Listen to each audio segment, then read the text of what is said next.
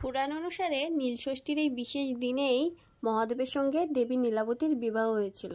মহাদেব নিজেই নীলকণ্ঠ, আর এই দিন তার সাথে দেবী নীলাবতীর বিবাহ হওয়ায় এই দিনটি নীলষষ্ঠী নামে পরিচিত। গ্রাম বাংলায় অনেক জায়গায় এই দিনে চৈত্র সংক্রান্তি উপলক্ষে গাজনের মেলা বসে। আমাদের গ্রামেও এই চড়ক হয়। আর এই নীলষষ্ঠীর দিনে সন্ন্যাসীরা শিবলিঙ্গ মাথায় নিয়ে পুরো গ্রামটা ঘোরে, আর গ্রামের সব মেয়ে বউরা উপোস থেকে এই দিন শিবের মাথায় জল ঢালে।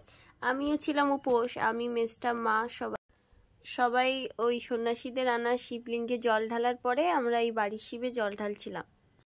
তাড়াতাড়ি শিব চলে এসেছিল বলে, মানে নিয়ে এসেছিল বলে আমাদের জল ঢালাটাও তাড়াতাড়ি হয়েছে, নাহলে এমনিতে খুব গরমে খুব কষ্ট হচ্ছিল। তারপর আমি চরণামৃত খেয়ে নিলাম। তারপরে আমি কলেজ যাব, আমার কলেজে একটু ক্লাস টেস্ট ছিল কলেজে। আমি একটু ছাতু গুলে নিচ্ছিলাম আর তরমুজ, এই দুটো খেয়ে আমি কলেজের উদ্দেশ্যে রওনা হব। আর এই যে আমার ঝাঁটার মতো চুলকে আমি আঁচড়ে, তোমরা আমার ভিডিওটা দেখে থাকবে, সবাই বলছিল এরকম বলছিস কেন চুল নিয়ে, তো চুলগুলো এরকমই আমার খুব অসহ্য লাগে। আর এই যে গরমের মধ্যে পৌঁছে গেছি কলেজে। আমরা খুব অল্পজনই কলেজে যেতে পেরেছিলাম, কারণ ঈদের পরের দিনই ছিল।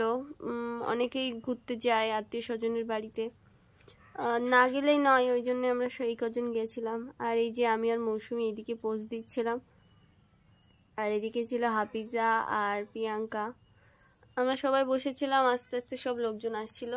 আর অনুশ্রী বাড়ি থেকে ওর মা সবার জন্য ফল পাঠিয়ে দিয়েছিল, আমরা খাচ্ছিলাম। আর ওদিকে বলছি আমার মুখ দেখাস না, আমার মুখ দেখাস না।